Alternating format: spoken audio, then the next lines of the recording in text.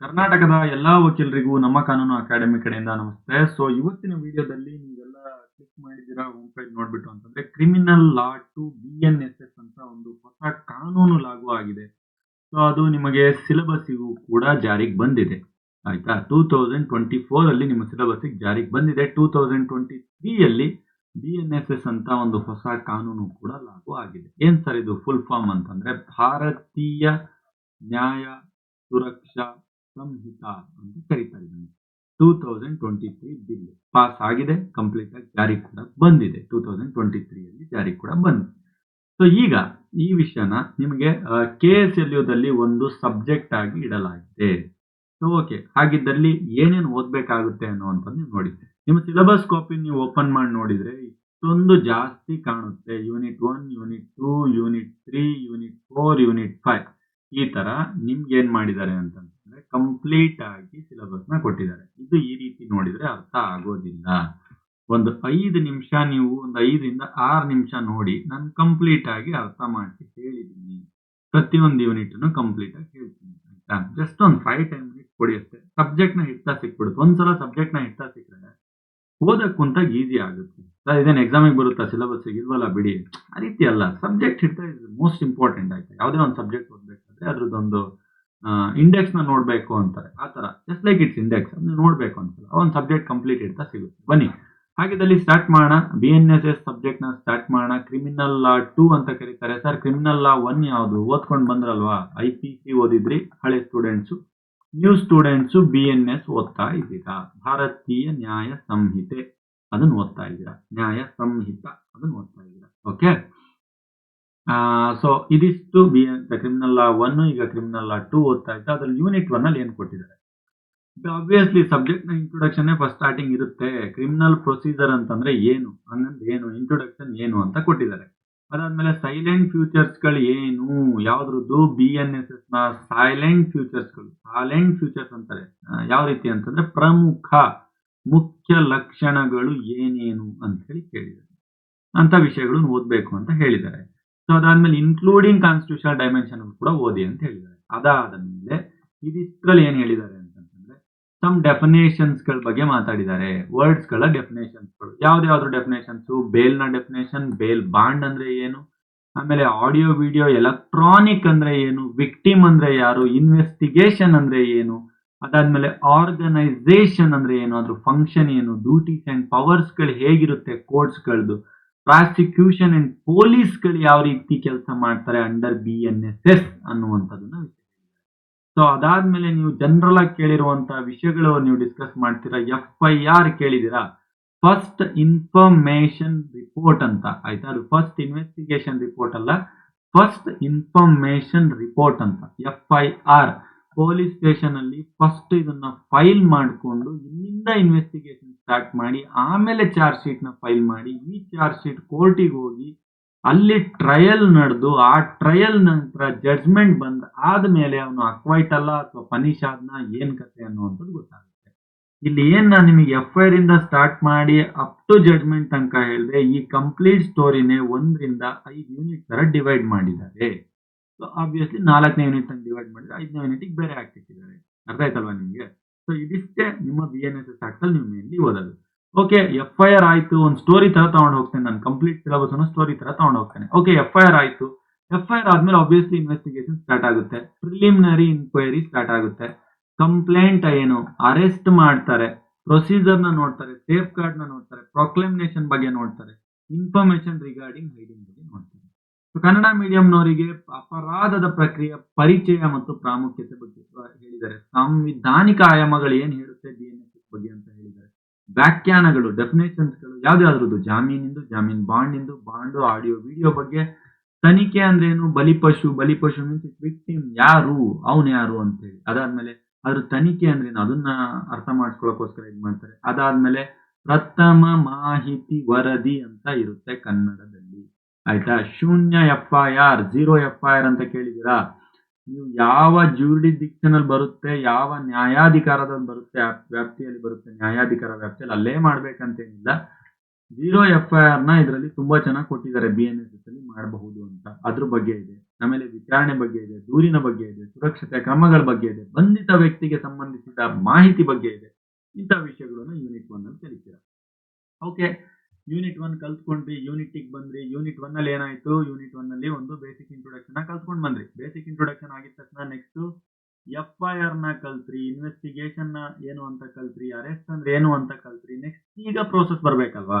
ಇಲ್ಲಿ ಸ್ಟಾರ್ಟ್ ಆಗುತ್ತೆ pre trial process ಅಥವಾ ಕಮೆನ್ಸ್ಮೆಂಟ್ ಆಫ್ ಪ್ರೊಸೀಡಿಂಗ್. ಇಡೀ ಹೆಡ್ಡಿಂಗ್ ಇದು ಅಂತಂದ್ರೆ FIR ಆಯ್ತು, ಇನ್ವೆಸ್ಟಿಗೇಷನ್ ಸ್ಟಾರ್ಟ್ ಆಯ್ತು, ಅರೆಸ್ಟ್ ಮಾಡಿದ್ರು ಅಥವಾ ಸ್ಟಾರ್ಟಿಂಗ್ ಪ್ರಿಲಿಮಿನರಿ ಎನ್ಕ್ವೈರಿ ಏನೇನ್ ಮಾಡ್ಬೇಕೆಲ್ಲ ಮಾಡಿದ್ರು. ನೆಕ್ಸ್ಟ್ ಬರುತ್ತೆ ಟ್ರಯಲ್ ನಡೆಯುವಂಥದ್ದು, ಪ್ರಿಲಿಮಿನರಿ ಟ್ರಯಲ್ಸ್ ಅಂತಂದ್ರೆ ಇದು ಥರ್ಡ್ ಯೂನಿಟ್ ಅಲ್ಲಿ ಪ್ರಿಲಿಮಿನರಿ ಟ್ರಯಲ್ಸ್ ಗಿಂತ ಸ್ವಲ್ಪ ಮೇಜರ್ ಟ್ರಯಲ್ಸ್ ಎಂಟ್ರಿ ಕೊಡ್ತೀರಾ. ಎಲ್ಲಿ? Third unit of your KSLU syllabus BNSS ಅಲ್ಲಿ. ಸೆಕೆಂಡ್ ಯೂನಿಟ್ ಅಲ್ಲಿ ಏನ್ ನೋಡ್ತೀರಾ ಅಂತಂದ್ರೆ ಟ್ರಯಲ್ ಸ್ಟಾರ್ಟ್ ಆಗೋದಕ್ಕಿಂತ ಮುಂಚೆ ಆಗುವಂತ ಸ್ವಲ್ಪ ಕಾರ್ಯಕ್ರಮಗಳು ಯಾವ್ಯಾವು ಅಂತ ಒಂದು ಉದಾಹರಣೆ ನಾನು ಹೇಳ್ತೇನೆ. ಮ್ಯಾಜಿಸ್ಟ್ರೇಟ್ ಇರುವಂತ ಪವರ್ ಏನು, ಕಾಗ್ನಿಜೆನ್ಸ್ ತಗೊಳಕ್ಕೆ ಅನ್ನುವಂಥದ್ದು ಓದ್ತೀರಾ. ಡಿಸ್ಮಿಸಲ್, ಕಂಪ್ಲೇಂಟ್ಸ್ ಗಳನ್ನು ಡಿಸ್ಮಿಸಲ್ ಆಗೋದು ಹೇಗಾಗುತ್ತೆ ಅನ್ನುವಂಥದ್ದು ಓದ್ತೀರಾ.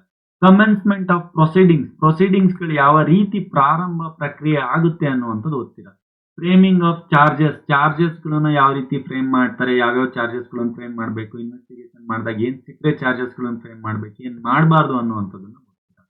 ಸೊ ಅದಾದ್ಮೇಲೆ compel to appearance of production of things use of electronic means and securing the presence of ಅಂತಂದ್ರೆ ನಿಮಗೆ ಒಂದು ವಸ್ತುವನ್ನ ತೆಗೆದುಕೊಂಡು ಬಂದು ನೀವು ಮುಂದೆ ತೋರಿಸಿ ಇದನ್ನ ನಮ್ಮ ಮುಂದೆ ಇಡಿ ಅನ್ನುವಂಥದ್ದನ್ನ ಇದಕ್ಕೋಸ್ಕರ ಯಾವ ರೀತಿ ನೀವು ಅಪ್ಲಿಕೇಶನ್ ಹಾಕ್ಬಿಟ್ಟು ಕಳಿಸ್ತೀರಾ, ಸಮನ್ಸ್ ಕೊಡ್ತೀರಾ, ಏನ್ ಕೊಡ್ತೀರಾ, ಸಮನ್ಸ್ ಹೋಗುತ್ತೆ, ಯಾವ ರೀತಿ ಹೋಗುತ್ತೆ ಅನ್ನುವಂಥದ್ದನ್ನ ಇದರಲ್ಲಿ ಕಲಿತೀರಾ. ಸೊ ಅದಾದ್ಮೇಲೆ ಪ್ರಿಲಿಮಿನರಿ ಪಿಯಾಸ್ಗಳು ಅದನ್ನ ಕಲಿತೀರಾ ಈ ಸಮಿತಿಯಲ್ಲಿ. ಸೊ ಸ್ಟಾರ್ಟಿಂಗ್ ಇರುವಂತ ಮನವಿಗಳ ಬಗ್ಗೆ ಕಲಿತೀರಾ, ಕಾಗ್ನಿಜೆನ್ಸ್ ಆಫ್. ಆಮೇಲೆ ಬರುತ್ತೆ provision of bail and bond, bail ಅನ್ನುವಂತ ವಿಷಯನ ಕಲಿತೀರಾ. ಸರಿ, ಇಲ್ಲಿ ಮ್ಯಾಜಿಸ್ಟ್ರೇಟ್ ಕೋರ್ಟ್ ಅಲ್ಲಿ ಆಯ್ತು. ಫಸ್ಟ್ ಯೂನಿಟ್ ಅಲ್ಲಿ ಸ್ವಲ್ಪ FIR ಇನ್ವೆಸ್ಟಿಗೇಷನ್ ನೋಡಿದ್ರಿ. ಸೆಕೆಂಡ್ ಯೂನಿಟ್ ಅಲ್ಲಿ ಮ್ಯಾಜಿಸ್ಟ್ರೇಟ್ ಕೋರ್ಟ್ ಏನು dismissal, complaint, proceeding, framing, charge ಎಲ್ಲ ಫ್ರೇಮ್ ಮಾಡ್ಕೊಂಡ್ರಿ. ಯೂನಿಟ್ 3 ಬರ್ತೀರಾ, ರಿಯಲ್ ಟ್ರಯಲ್ ಪ್ರೋಸೆಸ್ ಇಲ್ಲಿ ಸ್ಟಾರ್ಟ್ ಆಗುತ್ತೆ. ಅಂತಂದ್ರೆ ಟ್ರಯಲ್ ಸ್ಟಾರ್ಟ್ ಆಗದೆ ಇಲ್ಲಿ, ನಿಜವಾದ ಟ್ರಯಲ್ ಇಲ್ಲಿ ಸ್ಟಾರ್ಟ್ ಆಗುತ್ತೆ. ಇಲ್ಲಿ ಕೋರ್ಟಿಗೆ ಎಂಟ್ರಿ ಕೊಟ್ರಿ ಅಂತ ಫೀಲ್ ಆಗಿ ನೀವು, ಆಯ್ತಾ? ಅಲ್ಲೂ ಸೆಕೆಂಡ್ ಯೂನಿಟ್ ಅಲ್ಲೂ ಕೋರ್ಟೆ, ಫಸ್ಟ್ ಯೂನಿಟ್ ಅಲ್ಲಿ ಒಂದ್ ಸ್ವಲ್ಪ ಪೊಲೀಸ್ ಸ್ಟೇಷನ್ ಅಲ್ಲಿ, ಇಲ್ಲಿ ಸೆಕೆಂಡ್ ಯೂನಿಟ್ ಅಲ್ಲಿ ಸ್ವಲ್ಪ ಕೋರ್ಟಿಗೆ ಹೋಗೋದೋ ಬೇಡ ಅಂತ ಡಿಸಿಷನ್ ತಗೊಳ್ಳೋದು. ಡಿಸ್ಮಿಸಲ್ ಆಯ್ತು, ಪ್ರೊಸೀಡಿಂಗ್ ಆಯ್ತು, ಮ್ಯಾಜಿಸ್ಟ್ರೇಟ್ ಕೋರ್ಟ್ ಅಲ್ಲಿ ಮಾತಾಡಿದ್ರು ಬೆಲ್ಲ ಆಯ್ತು. ಥರ್ಡ್ ಯೂನಿಟ್ ಅಲ್ಲಿ ಸೀದಾ ಕೋರ್ಟಿಗೆ ಬಂದ್ರಿ ಅಂತ ಅಜ್ಯೂಮ್ ಮಾಡ್ಕೊಳ್ಳಿ. ಒಂದು ಬೇಸಿಕ್ ಸ್ಟೋರಿ ತರ ಹೇಳ್ತಾ ಇದೀನಿ ಅಷ್ಟೇ ನಾನು, ಇದೆ ಅಂತಲ್ಲ. ನಮ್ಗೆ ಗೊತ್ತಿರೋದನ್ನೇ ಎಲ್ಲ ಹೇಳಿದ್ರೆ ಮತ್ತೆ ತುಂಬಾ ಜಾಸ್ತಿ ಆಗ್ಬಿಡುತ್ತೆ. ನಿಮ್ಗೆ ಅರ್ಥ ಮಾಡ್ಕೊಳಕ್ ಯಾವ ರೀತಿ ಹೇಳ್ಬೇಕು ನಾವು ಆ ರೀತಿ ಹೇಳ್ತಾ ಇದೀವಿ. ಓಕೆ, ಸೊ ಥರ್ಡ್ ಯೂನಿಟ್ ಅಲ್ಲಿ ನೀವು ಸ್ವಲ್ಪ ಕೋರ್ಟಿಗೆ ಎಂಟ್ರಿ ಕೊಟ್ಟಿದ ತಕ್ಷಣ ಯಾವ ಕೋರ್ಟ್ ಅಲ್ಲಿ ಯಾವ ಕೇಸ್ ನಡಿಬೇಕು, ವ್ಯಾರೆಂಟ್ ಇಶ್ಯೂ ಮಾಡು, ಸಮನ್ಸ್ ಇಶ್ಯೂ ಮಾಡಿದರೆ, ನನ್ನ ಸಮನ್ಸ್ ಬಂದಿದೆ, ವ್ಯಾರೆಂಟ್ ಹೋಗ್ತಾ ಇದೆ, ಮ್ಯಾಜಿಸ್ಟ್ರೇಟ್ ಮಾಡಿದ್ದಾರೆ, ಅದ್ರ ಬಗ್ಗೆ ಓದ್ತೀರಾ. ಸಮ್ಮರಿ ಟ್ರಯಲ್ಸ್ ಗಳ ಬಗ್ಗೆ ಓದ್ತೀರಾ. ಓಕೆ, ಆಮೇಲೆ ಎವಿಡೆನ್ಸ್ ಗಳು ಸ್ಟಾರ್ಟ್ ಆಗುತ್ತೆ, ಅದ್ರ ಬಗ್ಗೆ ಓದ್ತೀರಾ. ಪ್ಲಿಯಾ ಬಾರ್ಗೇನಿಂಗ್ ಅಂತ ಒಂದು ಅಂಶ ಇದೆ, ಆ ವಿಷಯದ ಬಗ್ಗೆ ಓದ್ತೀರಾ. ನಾನು ಕಂಪ್ಲೀಟ್ ಆಗಿ ಮಾಡಿದ್ದೀನಿ ಸಿಲೆಬಸ್, ನೀವು ಒಂದ್ಸಲ ಪೈಟ್ ತೊಗೊಳ್ಳಿ, ಕಂಪ್ಲೀಟ್ ಆಗಿ ಬರುತ್ತೆ, ಆಯ್ತಾ? ಈಚ್ ಅಂಡ್ ಎವ್ರಿಥಿಂಗ್ ಎಕ್ಸ್ಪ್ಲೇನ್ ಮಾಡ್ತಾ ಹೋದ್ರೆ ತುಂಬಾ ಲೆಂತಿ ಆಗ್ಬಿಡುತ್ತೆ ಸಿಲೆಬಸ್ ಎಲ್ಲ, ಮತ್ತೆ ಒಂದೊಂದು ಲೆಕ್ಚರಿಂಗ್ ಆಗ್ಬಿಡುತ್ತೆ. ನಾನು ಬೇಸಿಕ್ ಇಂಟ್ರೊಡಕ್ಷನ್ ಹೇಳ್ತಾ ಹೋಗ್ತಾ ಇದ್ದೀನಿ. ಅದಾದ್ಮೇಲೆ concurrent and consecutive running of sentences ಗಳ ಬಗ್ಗೆ ಓದ್ತೀರಾ. ಆಬ್ವಿಯಸ್ಲಿ ಇಷ್ಟೆಲ್ಲ ಆದ್ಮೇಲೆ ಸುಮ್ಮನೆ ಆಗುತ್ತಾ? ಯಾರಿಗೂ ಒಬ್ರಿಗೆ ಕೊಟ್ಟಿರೋ ಜಡ್ಮೆಂಟ್ ಇಷ್ಟ ಇರಲ್ಲ. ಆಬ್ವಿಯಸ್ಲಿ ಅಪೀಲ್ ಹೋಗ್ತಾನೆ, ರಿವಿಷನ್ ಹೋಗುವಂಥದ್ದು, ರೆಫರೆನ್ಸ್ ಹೋಗುವಂಥದ್ದು, ಅದ್ರ ಬಗ್ಗೆ ಓದ್ತೀರಾ.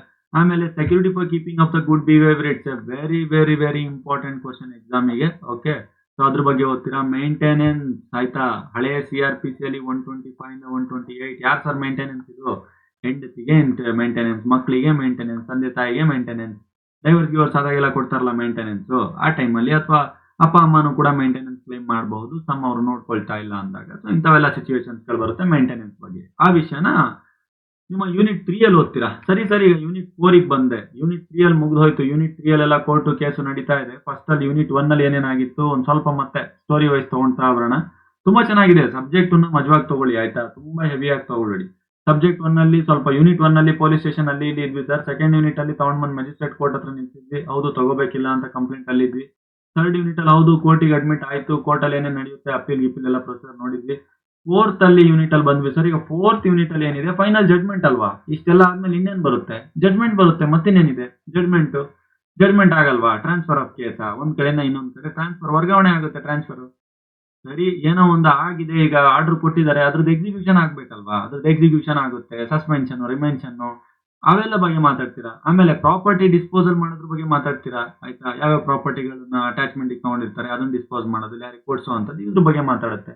ಪ್ರಿವೆಂಟಿವ್ ಆಕ್ಷನ್ ಆಫ್ ಪೊಲೀಸ್ ಬಗ್ಗೆ ಕಲಿತೀರಾ. ಇರ್ರೆಗ್ಯುಲರ್ ಪ್ರೊಸೀಡಿಂಗ್ಸ್ ಅದ್ರ ಬಗ್ಗೆ ಕಲಿತೀರಾ. ವಿಕ್ಟಿಮ್ ಕಾಂಪನ್ಸೇಷನ್ ಬಗ್ಗೆ ಕಲಿತೀರಾ. ಅಂತಂದ್ರೆ ಒಬ್ಬ ಯಾರು ಬಲಿಪಶು ಆಗಿರ್ತಾನಲ್ವಾ, ಸೊ ಅವನಿಗೆ ಯಾವ ರೀತಿ ಕಾಂಪನ್ಸೇಷನ್ ಕೊಡಬೇಕು, ಟ್ರೀಟ್ಮೆಂಟ್ ಬಗ್ಗೆ ಅನ್ನೋದು ಯೂನಿಟ್ 4 ಅಲ್ಲಿ ಕಲಿತೀವಿ. ತುಂಬಾ ಕ್ಲಿಯರ್ ಇದೆ ಅಲ್ವಾ? ಯೂನಿಟ್ 1 ಇಂದ ಯೂನಿಟ್ 4 ತನಕ ಈ ರೀತಿ ನೀವು ಒಂದು ಮಜವಾಗಿ ಓದಿದ್ರೆ ವಿಷಯ ಅರ್ಥ ಆಗುತ್ತೆ. ಈ ಸರ್ಟಿಫಿಕೇಟ್ ತಗೊಳ್ಳೋದು ದೊಡ್ಡ ವಿಷಯ ಅಲ್ಲ. ಸರ್ಟಿಫಿಕೇಟ್ ಯಾರಾದ್ರೂ ತಗೊಳ್ತಾರೆ, ಯಾರಿಗಾದ್ರೂ ಸಿಗುತ್ತೆ, ಎಲ್ಲರೂ ಪಾಸ್ ಆಗ್ತೀರಾ, ದೊಡ್ಡ ವಿಷಯ ಅಲ್ಲ. ಏನೊಂದು 6 ತಿಂಗಳು ಲೇಟ್ ಆಗ್ಬೋದು, ಅದು ಇಂಪಾರ್ಟೆಂಟ್ ಅಲ್ಲ. ಎಷ್ಟರ ಮಟ್ಟಿಗೆ ನಿಮ್ಮ ಹತ್ರ ನಾಲೆಜ್ ಇದೆ, ಯಾವುದೇ ಒಂದು ವಿಷಯ ಕೇಳಿದಾಗ ಅದನ್ನ ಅಪ್ಲಿಕೇಶನ್ ಲೆವೆಲ್ಗೆ, ಇಂಟೆಲಿಜೆನ್ಸ್ ಲೆವೆಲ್ಗೆ ಯಾವ ರೀತಿ ಕನ್ವರ್ಟ್ ಮಾಡ್ತೀರಾ, ಇದು ತುಂಬಾ ಇಂಪಾರ್ಟೆಂಟ್ ಆಗಿರುತ್ತೆ ಪ್ರೊಫೆಷನಲ್ ಕೋರ್ಸ್ ಅಲ್ಲಿ. ನಾಳೆ ದಿನ ನೀವು ತುಂಬಾ ಹೆಸರಾಂತ ವಕೀಲರಾಗಬೇಕು ಅಂತಂದ್ರೆ ವಿಷಯನ ಅರ್ಥ ಮಾಡ್ಕೋಬೇಕು, ವಿಷಯನ ಬಾಯಕ್ಕೆ ಹೊಡಿಬಾರ್ದು. ದಟ್ ಇಟ್ ತುಂಬಾ ಹೊರಗಡೆ ಹೋಗ್ತಾ ಇದೀವಿ ನಾವು ಸಿಲೆಬಸ್ ಗಿಂತ. ಯೂನಿಟ್ 5 ಬರ್ತೀನಿ ನಾನು.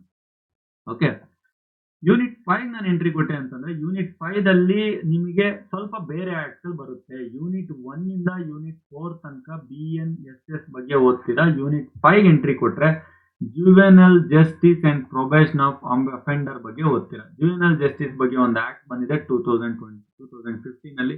ಯಾರು ಸರ್ ಇದು ಜುವೆನಲ್ ಜಸ್ಟಿಸ್ ಅಂತಂದ್ರೆ? ಮಕ್ಕಳು ಬಿಲೋ 18 ಗಿಂತ ಕೆಳಗಡೆ ಅಪರಾಧ ಮಾಡಿರುವಂತವರಿಗೆ ಯಾವ ರೀತಿ ಟ್ರೀಟ್ ಮಾಡಬೇಕು, ಅಥಾರಿಟಿ ಯಾವ ರೀತಿ ಇದೆ, ಕೇರ್ ಯಾವ ರೀತಿ ತಗೊಳ್ತೀರಾ, ಅವರಿಗೆ ಪುನರ್ವಸತಿ ಯಾವ ರೀತಿ ಕೊಡ್ತೀರಾ, ಕಲ್ಯಾಣ, ವಸತಿ, ಆರೈಕೆ ಯಾವ ರೀತಿ ಮಾಡ್ತೀರಾ ಅಂತ. ಅದೇ ರೀತಿ 1958 ಅಲ್ಲಿ ಪ್ರೊಬೇಷನ್ ಆಫ್ ಅಫೆಂಡರ್ಸ್ ಅಂತ ಒಂದು ಆಕ್ಟ್ ಬಂದಿದೆ.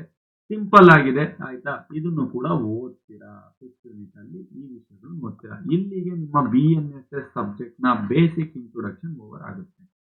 ಎನಿಹೌ ಒಂದ್ಸಲ ಮತ್ತೆ ಕ್ವಿಕ್ ರಿವಿಷನ್ ಮಾಡ್ಕೋಬೇಕು ಅಂತಂದ್ರೆ ನಾನು ಮತ್ತೊಂದ್ಸಲ ಸ್ಟಾರ್ಟಿಂಗ್ ಆಯೋ ಸ್ಲೈಡ್ ಗಳನ್ನು ಓಪನ್ ಮಾಡ್ಕೊಂಡು ಹೇಳ್ತಾ ಬರ್ತೀನಿ ನಿಮಗೆ.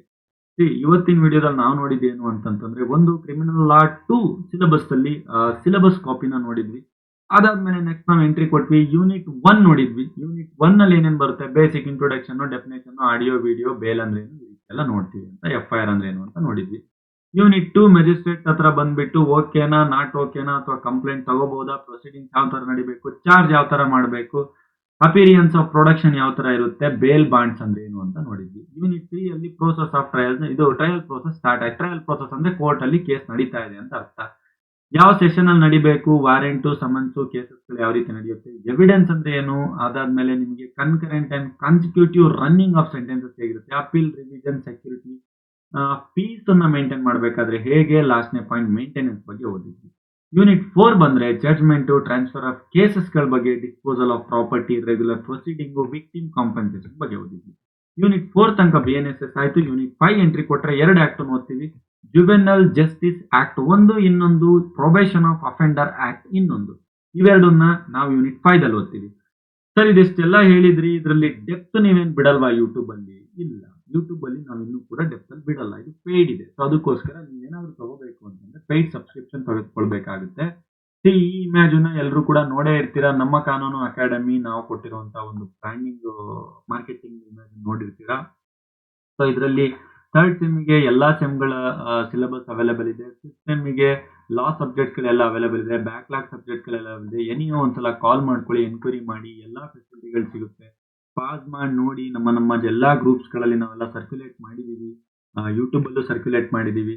ಸರ್ ಈಗ ಪರ್ಟಿಕ್ಯುಲರ್ ಸೆಮ್ ವೈಸ್ ಹೇಳಿರಿ, ಸಬ್ಜೆಕ್ಟ್ ವೈಸ್ ಹೇಳಿ ಅಂತಂದ್ರೆ ಇಲ್ಲೊಂದು ನಾನು ಪಿಕ್ಚರ್ ಕೊಟ್ಟಿದ್ದೀನಿ. ಈ ಪಿಕ್ಚರ್ ಇರುವಂತ ಎಲ್ಲ ಸಬ್ಜೆಕ್ಟ್ಸ್ ಗಳು ನಿಮಗೆ ಅವೈಲೇಬಲ್ ಇದೆ. ಜಸ್ಟ್ ಒಂದ್ಸಲ ಎನ್ಕ್ವೈರ್ ಮಾಡಿ, ಕಂಪ್ಲೀಟ್ ಆಗಿ ನಿಮ್ಗೆ ಇನ್ಫಾರ್ಮೇಶನ್ ಹೇಳ್ತಾರೆ. ಸರ್ ಎನ್ಕ್ವೈರ್ ಮಾಡ್ಬೇಕಂದ್ರೆ ಎಲ್ಲಿ ಬರಬೇಕು, ಏನ್ ನೋಡ್ಬೇಕು? ಎನ್ಕ್ವೈರ್ ಮಾಡ್ಬೇಕಂದ್ರೆ ಅಬ್ವಿಯಸ್ಲಿ ಇಲ್ಲಿ ಕೆಳಗಡೆ ಒಂದು ನಂಬರ್ ಕೊಟ್ಟಿರ್ತೀವಲ್ವಾ, ಈ ನಂಬರಿಗೆ ನೀವು ಕಾಲ್ ಮಾಡ್ಕೊಳ್ಬೇಕು. ನೀವು ಎನ್ಕ್ವೈರಿ ನಿಮಗೆ ಸಿಗುತ್ತೆ, ಆರಾಮಾಗಿ ಮಾಡ್ಕೊಳ್ಬಹುದು.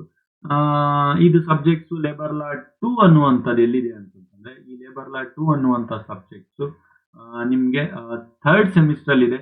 ಒಂದೊಂದೇ ಇಂಡಿವಿಜುವಲ್ ಸಬ್ಜೆಕ್ಟ್ ಅಲ್ಲ, ಇಡೀ ಸೆಮ್ ಅಲ್ಲಿ ಬರುವಂತಹ ಎಲ್ಲಾ ಸಬ್ಜೆಕ್ಟ್ಸ್ ಗಳು ಬೋತ್ ಮೀಡಿಯಂ ಅಲ್ಲಿ, Kannada and English both medium ಅಲ್ಲಿ ಕ್ಲಾಸಸ್ ಗಳು ಅವೈಲೇಬಲ್ ಇದೆ. ಕನ್ನಡ ಮೀಡಿಯಂ ಅಲ್ಲೂ ಕೂಡ ಅವೈಲೇಬಲ್ ಇದೆ. ಅದಾದ್ಮೇಲೆ ನೆಕ್ಸ್ಟ್ ನಿಮ್ಮ ಈ ಸರ್ವಿಸ್ ಏನೋ ತಗೊಂಡ್ವಿ ಸರ್, ನಾವು ಈಗ ಕೋಚಿಂಗ್ ಏನೋ ತಗೊಂಡು ಏನೇನು ಫೆಸಿಲಿಟಿ ಇರುತ್ತೆ ಸರ್, ನಮ್ಗೆ ಯಾವ ರೀತಿ ನೀವು ಪಾಠ ಮಾಡ್ತೀರಾ, ಏನೇನು ಫೆಸಿಲಿಟಿ ಇರುತ್ತೆ ಅಂತಂದ್ರೆ ಇನ್ನೊಂದು ಫೆಸಿಲಿಟಿಗಳು ಒಂದೊಂದಾಗಿ ಹೇಳ್ತಾ ಹೋಗ್ತೀನಿ ನೋಡಿ ನಿಮಗೆ. ಈ ರೀತಿಯಾದಂತಹ ಫೆಸಿಲಿಟಿಗಳಿರುತ್ತೆ. ಒಂದು ಕಂಪ್ಲೀಟ್ ಆಗಿ ರೆಕಾರ್ಡೆಡ್ ಕ್ಲಾಸಸ್ ಗಳನ್ನ ಕೊಡ್ತೀವಿ. ಸರ್ ರೆಕಾರ್ಡೆಡ್ ಕ್ಲಾಸಸ್ ಗಳನ್ನ ಕೊಡ್ತೀವಿ ಅಂತಂದ್ರೆ ಯಾವ ರೀತಿ ರೆಕಾರ್ಡೆಡ್ ಕ್ಲಾಸಸ್ ಗಳನ್ನ ಕೊಡ್ತೀವಿ ಅಂತಂದ್ರೆ, ಯೂಟ್ಯೂಬ್ ಅಲ್ಲಿ ನೀವು ಯಾವ ರೀತಿ ನೋಡ್ತಾ ಇದೀರಲ್ವಾ, ಆ ಸೇಮ್ ರೀತಿಯಲ್ಲೇ ಯೂಟ್ಯೂಬ್ ಅಲ್ಲಿ ನೀವು ನೋಡ್ತಾ ಇರುವಂತ ರೀತಿಯಲ್ಲೇ ನಾವು ಕ್ಲಾಸಸ್ ಗಳನ್ನ ಕೊಡ್ತೀವಿ. Okay, so next online classes ಗಳು ಕೂಡ ಇರುತ್ತೆ. ಆನ್ಲೈನ್ ಕ್ಲಾಸಸ್ ಗಳಲ್ಲಿ ಡೌಟ್ ಸೆಷನ್ ಅಂತೇಳಿ ಆನ್ಲೈನ್ ಕ್ಲಾಸಸ್ ಗಳನ್ನು ನಾವು ಕಂಡಕ್ಟ್ ಮಾಡ್ತೀವಿ. ಯಾವ್ದಾದ್ರು ಡೌಟ್ಸ್ ಇದ್ರೆ, ಹಾಗಿದ್ದಲ್ಲಿ ಕ್ಲಾಸ್ ಆನ್ಲೈನ್ ಅಲ್ಲಿ ನಡೆಯುತ್ತಾ ಅಥವಾ ಆಫ್ಲೈನ್? ನೋಡಿ, ಕ್ಲಾಸಸ್ ಗಳು ಏನು ಅಂತಂದ್ರೆ ಯೂಟ್ಯೂಬ್ ಅಲ್ಲಿ ಪ್ಲೇ, ನಾನು ನೆಕ್ಸ್ಟ್ ತೋರಿಸ್ತೀನಿ ಇದೇ ವಿಡಿಯೋದಲ್ಲೇ ನಿಮಗೆ ಜಸ್ಟ್ ನಾನು ತೋರಿಸ್ತೀನಿ ಯಾವ್ಯಾವ ರೀತಿ ನಾವು ಫೋಲ್ಡರ್ಸ್ಗಳನ್ನು ಮಾಡಿರ್ತೀವಿ, ಆ ಫೋಲ್ಡರ್ಸಲ್ಲಿ ಯೂನಿಟ್ ವೈಸ್ ನಿಮಗೆ ಕೊಡ್ತೀವಿ ಅಂತೇಳಿ ಜಸ್ಟ್ ನೋಡ್ತಾ ಹೋಗಿ. ಸೊ ಇದ್ರಲ್ಲಿ ಮೋರ್ ದೆನ್ ಒಂದು 300 ವಿಡಿಯೋಸ್ಗಳಿರುತ್ತೆ. ನಿಮ್ಮ ಸಿಲೆಬಸ್ ಪಾಯಿಂಟ್ನ ನೀವು ಪಕ್ಕದಲ್ಲಿ ಇಟ್ಕೊಂಡು ಮ್ಯಾಚ್ ಮಾಡಿದ್ರು ಕೂಡ ಒಂದು ಪಾಯಿಂಟ್ ಮಿಸ್ ಔಟ್ ಆಗಿಲ್ಲ, ಆ ರೀತಿ ಕ್ಲಾಸಸ್ಗಳು ಮಾಡಿರ್ತೀವಿ ಆಯ್ತಾ. ಸೊ ನೆಕ್ಸ್ಟ್ ನಿಮ್ಮ ಡೌಟ್ ಸೆಷನ್ ಅಂತ ಇರುತ್ತೆ. ಅದಕ್ಕೆ ಆನ್ಲೈನ್ ಕ್ಲಾಸಸ್ಗಳನ್ನು ಕಂಡಕ್ಟ್ ಮಾಡಿ ನಿಮ್ಮ ಡೌಟ್ಸ್ಗಳನ್ನು ಕ್ಲಿಯರ್ ಮಾಡ್ತೀವಿ. ಆಲ್ ಓವರ್ ಕರ್ನಾಟಕದಿಂದ ಎಲ್ಲಾ ಕಾಲೇಜ್ಗಳಿಂದ ಸ್ಟೂಡೆಂಟ್ಸ್ ಅಟೆಂಡ್ ಮಾಡ್ತಾ ಇರ್ತಾರೆ ಕ್ಲಾಸಸ್ಗಳನ್ನ. ನಿಮ್ಮ ನಾಲೆಜ್ಗಳು ಶೇರ್ ಆಗುತ್ತೆ ಆಲ್ ಓವರ್ ಕರ್ನಾಟಕದಲ್ಲಿ. ನೆಕ್ಸ್ಟ್ ನಿಮ್ಮ ಕನ್ನಡ ಮತ್ತು ಇಂಗ್ಲಿಷ್ ಎರಡೂ ಲ್ಯಾಂಗ್ವೇಜ್ ಅಲ್ಲಿ ಇದೆ. ನೀವು ಯಾರು ಪಾಠ ಮಾಡ್ತಾರೆ ಅವ್ರ ಜೊತೆ ಡೈರೆಕ್ಟ್ ಆಗಿ ಮಾತಾಡ್ಕೊಳ್ಬಹುದು. 24/7 ನಿಮ್ಗೊಂದು ಮೆಂಟರ್ಶಿಪ್ ಇರ್ತಾರೆ. ಎನಿ ಟೈಮ್ ಏನೇ ಡೌಟ್ ಇದ್ದು ಟೆಕ್ಸ್ಟ್ ಹಾಕಿ, ಕಾಲ್ ಹಾಕಿ, ರೆಸ್ಪಾನ್ಸ್ ಬರುತ್ತೆ. Assignment, internship, seminar, back end support complete ಆಗಿರುತ್ತೆ. ಫ್ರೀ ಲೀಗಲ್ಸ್ ಅಡ್ವೈಸ್ ಇರುತ್ತೆ ನಿಮಗೆ. ಥ್ರೂ ವರ್ಚುವಲಿ ನೀವು ಫೋನ್ ಮಾಡ್ಕೊಂಡು ಏನಾದರೂ ಪರ್ಸನಲ್ ಸಮಸ್ಯೆಗಳಿದ್ರೆ ನೀವು ಡಿಸ್ಕಸ್ ಮಾಡ್ಕೊಳ್ಬಹುದು. ಕನ್ನಡ ಮತ್ತು ಇಂಗ್ಲಿಷ್ ಎರಡೂ ಮೀಡಿಯಂ ಅಲ್ಲಿ ಇರುತ್ತೆ. ಆಬ್ವಿಯಸ್ಲಿ ನೋಟ್ಸ್ ಅನ್ನು ಕೂಡ ಕನ್ನಡ ಮತ್ತೆ ಇಂಗ್ಲಿಷ್ ಎರಡೂ ಮೀಡಿಯಂ ಅಲ್ಲಿ ನಾವು ಪ್ರೊವೈಡ್ ಮಾಡ್ತೀವಿ ಆಯ್ತಾ. ಆಮೇಲೆ ನಾವು ಲೈವ್ ಕ್ಲಾಸಸ್ ಕೊಡ್ತೀವಿ. ಆಗಿಲ್ಲ ಅಂತಂದ್ರೆ ರೆಕಾರ್ಡೆಡ್ ಕ್ಲಾಸಸ್ ಗಳನ್ನು ಕೊಡ್ತೀವಿ. ಅದಾದ್ಮೇಲೆ ಈ ಸೆಮಿಸ್ಟರ್ಗೆ ಅಥವಾ ಫರ್ದರ್ ಸೆಮಿಸ್ಟರ್ಗೆ ನಿಮಗೆ ಕಂಪ್ಲೀಟ್ ಆಗಿ ಸಪೋರ್ಟ್ ಇರುತ್ತೆ. ಓಕೆ, ಸೊ ಇದಿಷ್ಟು ಫೆಸಿಲಿಟಿಗಳನ್ನು ಕೊಡ್ತೀವಿ. ಇಷ್ಟು ಫೆಸಿಲಿಟಿಗಳಿಗೆ ಇನ್ನೂ ಕೂಡ ಡೀಪ್ ಆಗಿ ಹೇಳಿರುವಂತಹ ಒಂದು ಮಾರ್ಕೆಟಿಂಗ್ ವಿಡಿಯೋನೇ ಇದೆ. ದಯವಿಟ್ಟು ಅದು ಲಿಂಕ್ ನ ಶೇರ್ ಮಾಡಿದೀವಿ, ಅದ್ರಲ್ಲಿ ಒಂದ್ಸಲ ನೀವು ನೋಡ್ತೀವಿ. ಸೊ ನಮ್ಮನ್ನು ಹೇಗೆ ಸರ್ ಕಾಂಟ್ಯಾಕ್ಟ್ ಮಾಡ್ತೀರಾ? ಸರ್ ಈಗ ನಿಮ್ಮನ್ನು ಕಾಂಟ್ಯಾಕ್ಟ್ ಮಾಡ್ಬೇಕು ಸರ್, ಹೇಗೆ ಸರ್ ಮಾತಾಡಬೇಕು, ಇದ್ರ ಬಗ್ಗೆ ವಿಚಾರ ಮಾಡಬೇಕು, ಹೇಗೆ ಸರ್? ಒಬ್ವಿಯಸ್ಲಿ ಕಾಂಟ್ಯಾಕ್ಟ್ ಮಾಡ್ಕೊಳ್ಳಿ, ಕಾಲ್ ಮಾಡ್ಕೊಳ್ಳಿ. 9591573526 ನಂಬರಿಗೆ ಕಾಲ್ ಮಾಡಿ, ಇಲ್ಲ 9972799641 ನಂಬರಿಗೆ ಕಾಲ್ ಮಾಡಿ. Through WhatsApp, Telegram, Instagram, Facebook ಇಲ್ಲ ಡೈರೆಕ್ಟ್ ಕಾಲ್ ಮಾಡ್ಕೊಳ್ಳಿ. ನಂಬರ್ಸ್ ಎಲ್ಲ ಕೊಟ್ಟಿದ್ದೀವಿ ಸರ್. ಆಗಿದ್ದಲ್ಲಿ ನಮಗೆ ಈಗ ಪರೀಕ್ಷೆಗಳಿಗೆ ಯೂನಿಟ್ ವೈಸು ಮತ್ತೆ ವಿಡಿಯೋಸ್ಗಳು ಸ್ವಲ್ಪ ಇರುವಂಥದ್ದು ಹೇಗೆ ಅಂತ ಒಂದು ಸ್ವಲ್ಪ ಹೇಳಿ ಅಂತ ಇದೆ. ಒಬ್ವಿಯಸ್ಲಿ ನಾನು ಅದನ್ನೇ ಒಂದು ಸ್ವಲ್ಪ ನಿಮಗೆ ತೋರಿಸ್ತೀನಿ, ವಿಡಿಯೋಸ್ಗಳೆಲ್ಲಿದೆ ಅಂತ ನೋಡಿ. ಈಗ ವಿಡಿಯೋಸ್ಗಳು ನಾನು ಎಲ್ಲದನ್ನು ಕೂಡ ತೋರಿಸಲ್ಲ, ಆಲ್ರೆಡಿ ತುಂಬ ಟೈಮ್ ಆಗಿದೆ. ಸೊ ನಿಮಗೆ ಜಸ್ಟ್ ಒಂದೆರಡು ವಿಡಿಯೋಸ್ಗಳನ್ನ ಯಾವ್ದಾವ್ದಿದೆ ಅದನ್ನ ನಾನು ತೋರಿಸ್ತಾ ಇದ್ದೀನಿ. ಓಕೆ, ನೋಡಿ ಈ ರೀತಿ ಕಂಪ್ಲೀಟ್ ಆಗಿ ವಿಡಿಯೋಸ್ಗಳು, ರೆಕಾರ್ಡೆಡ್ ವಿಡಿಯೋಸ್ಗಳಿರುತ್ತೆ. ಇದನ್ನ ನಾವು ನಿಮಗೆ ಹ್ಯಾಂಡ್ ಓವರ್ ಮಾಡ್ತೀವಿ, ನೀವು ನೋಡ್ಕೊಳ್ಬಹುದು number of times any times. ಅದಾದ್ಮೇಲೆ ಸರ್ ಈಗ ಇದು ಫೋಲ್ಡರ್ಸ್ಗಳು ಕ್ರಿಯೇಟ್ ಮಾಡಿದ್ರೆ ಯಾವ ರೀತಿ ಫೋಲ್ಡರ್ಸ್ಗಳು ಕ್ರಿಯೇಟ್ ಮಾಡಿರ್ತೀವಿ ಅಂತ, ಈ ರೀತಿ ನಾವು ಯೂನಿಟ್ ವೈಸ್ ಫೋಲ್ಡರ್ಸ್ಗಳನ್ನು ಕ್ರಿಯೇಟ್ ಮಾಡಿರ್ತೀವಿ. ನಾನು ಎಲ್ಲ ಸಬ್ಜೆಕ್ಟ್ಗಳನ್ನ ಇಟ್ಟಿಲ್ಲ, ಎಲ್ಲ ಸಬ್ಜೆಕ್ಟ್ಗಳು ಇದೆ ಇದರಲ್ಲಿ. ನಮ್ಮ ಗ್ರೂಪಲ್ಲೆಲ್ಲ ಶೇರ್ ಮಾಡಿದೀವಿ. ಇಲ್ಲ ಪರ್ಸನಲ್ ಆಗಿ ಇದು ಬೇಕು ಅಂತಂದ್ರೂ ಕೂಡ ಕೇಳಿ ನಾನು ಶೇರ್ ಮಾಡ್ತಾನೆ. ಅಡ್ಮಿನಿಸ್ಟ್ರೇಟಿವ್ ಲೈವ್ ಇವೆಲ್ಲ. ಸೊ ಇದೆಲ್ಲ ನಿಮಗೆ ಯೂನಿಟ್ ವೈಸ್ ಪ್ರತಿಯೊಂದು ವಿಡಿಯೋ ಕೂಡ ರೆಕಾರ್ಡೆಡ್ ವಿಡಿಯೋಸ್ ಬೇಕು ಅಂತಂದ್ರೆ ನೀವು ಪೇಯ್ಡ್ ತೆಗೆದುಕೊಳ್ಬೇಕಾಗುತ್ತೆ. ಆಮೇಲೆ ಎಕ್ಸಾಮ್ ಪಾಯಿಂಟ್ ಆಫ್ ವ್ಯೂದಲ್ಲಿ ಮೋಸ್ಟ್ ಇಂಪಾರ್ಟೆಂಟ್ ಕ್ವಶನ್ಸ್ಗಳನ್ನು ಟಾರ್ಗೆಟ್ ಮಾಡ್ಕೊಡ್ತೀವಿ ಆಯ್ತಾ. ಸೊ ಮೋಸ್ಟ್ ಇಂಪಾರ್ಟೆಂಟ್ ಕ್ವಶನ್ಸ್ಗಳನ್ನು ಟಾರ್ಗೆಟ್ ಮಾಡ್ಕೊಡ್ತೀವಿ. ಈ ರೀತಿ ಯಾವ ಪಾರ್ಟ್ ಅಲ್ಲಿ ನಾವು ಯಾವ ವಿಷಯ ಹೇಳಿದೀವಿ ಅನ್ನುವಂಥದ್ದನ್ನ ಕೂಡ ಎಕ್ಸ್ಪ್ಲೈನ್ ಮಾಡ್ತೀವಿ. ಅದಕ್ಕೆ ಆನ್ಸರ್ ವಿಡಿಯೋ ಸಮೇತ ನಿಮಗೆ ಸಿಗುತ್ತೆ. ಸೊ ಇದಿಷ್ಟಾದ್ರೆ ನಮ್ಮ ಕಡೆಯಿಂದ ನೋಟ್ಸು ಕೂಡ ಪ್ರೊವೈಡ್ ಮಾಡ್ತೀವಿ. ನೋಟ್ಸ್ಗಳು ಇಷ್ಟು ನೀಟಾಗಿ ಮಾಡಿರ್ತೀವಿ ಅಂತಂದ್ರೆ ಡ್ರಾಯಿಂಗ್ ಸಮೇತ ಈ ರೀತಿ ಎಲ್ಲ ಮಾಡಿರ್ತೀವಿ. ನಾನು ಯಾವುದೋ ಒಂದು ಡೆಮೋ ನೋಟ್ಸ್ ತೋರಿಸ್ತಾ ಇದ್ದೀನಿ ಅಷ್ಟೇ. ಸೊ ಅಪಾರ್ಟ್ ಫ್ರಮ್ ದಿಸ್ ನಿಮಗೆ ನೋಟ್ಸ್ ಆಯ್ತು, ವಿಡಿಯೋಸ್ ಆಯ್ತು, ಯೂನಿಟ್ ವೈಸ್ ಆಯ್ತು. ಬ್ಯಾಕ್ ಟು ಪ್ರೆಸೆಂಟೇಷನ್ಗೆ ಬರೋಣ. ಇದಿಷ್ಟಾದ್ಮೇಲೆ ನಾವು ಆನ್ಲೈನ್ ಕ್ಲಾಸಸ್ಗಳನ್ನ ಕಂಡಕ್ಟ್ ಮಾಡ್ತಾ ಇರೋದು ಯಾವ ರೀತಿ ಕಂಡಕ್ಟ್ ಮಾಡ್ತೀವಿ ಅನ್ನುವಂಥ ಇಲ್ಲಿ ಪ್ರೆಸೆಂಟೇಷನ್ ಅಂತ ತೋರಿಸ್ತೀವಿ. ಜಸ್ಟ್ ಒಂದು ಅಟೆಂಡೆನ್ಸ್ ಶೀಟ್ ಅಷ್ಟೇ ಇದು. ಓಕೆ, ಆಮೇಲೆ some basic minus and terms and conditions subscription ಅಲ್ಲಿ ಅಂತ ಇದೆ. ಸೊ ನೀವು ಒಂದ್ಸಲ ನೋಡಿ, ಆಲ್ರೆಡಿ ಲಾಂಗ್ ಆಗಿದೆ ವಿಡಿಯೋ. ಸೊ ಇದಿಷ್ಟು ಹೇಳ್ತಾ ನಾನು ಎಲ್ರಿಗೂ ಕೂಡ ಚೆನ್ನಾಗಿ ಓದ್ಕೊಳ್ಳಿ. BNS ತುಂಬಾ ವೆರಿ ಇಂಪಾರ್ಟೆಂಟ್. ಕ್ರಿಮಿನಲ್ ಲಾಯರ್ಗಳಾಗಕ್ಕೆ, ಬೇರೆ ಯಾವುದೇ ಒಂದು ಒಳ್ಳೆ ಲಾಯರ್ಗಳಾಗಕ್ಕೆ ತುಂಬಾ ಇಂಪಾರ್ಟೆಂಟ್. ತುಂಬಾ ಚೆನ್ನಾಗಿ ಅರ್ಥ ಮಾಡ್ಕೊಂಡು ಓದಿ. ದಯವಿಟ್ಟು ನಾನು ಮತ್ತೊಂದ್ಸಲ ರಿಪೀಟ್ ಮಾಡ್ತಾ ಇದ್ದೀನಿ, ವಿಷಯನ ಅರ್ಥ ಮಾಡಿಕೊಂಡು ಓದಿ ಆಯ್ತಾ. ಪ್ಲೀಸ್ ಅಂಡರ್ಸ್ಟ್ಯಾಂಡ್ ದ ಟಾಪಿಕ್ ಆಯ್ತಾ. ಅದರ್ವೈಸ್ ನೀವು ಸುಮ್ಮನೆ ಸರ್ಟಿಫಿಕೇಟ್ ಇಟ್ಕೊಂಡು ಹೊರಗೆ ಬಂದಿರ್ತೀರಾ, ಅರ್ಥ ಮಾಡ್ಕೊಳಕ್ 10 ವರ್ಷ ಕಳೆದ್ಬಿಡ್ತೀರಾ ಆಯ್ತಾ. ದಯವಿಟ್ಟು ವಿಷಯನ ಅರ್ಥ ಮಾಡ್ಕೊಳ್ಳಿ, ನಾಲೆಜ್ ಬಗ್ಗೆ ಫೋಕಸ್ ಮಾಡಿ, ಇಂಟೆಲಿಜೆನ್ಸ್ ಮೇಲೆ ಫೋಕಸ್ ಮಾಡಿ. ಸೊ ಇದಿಷ್ಟು ಹೇಳ್ತಾ ನಾನು ಇದನ್ನ ಕ್ಲೋಸ್ ಮಾಡ್ತಾ ಇದ್ದೇನೆ ಸೆಷನ್ನ.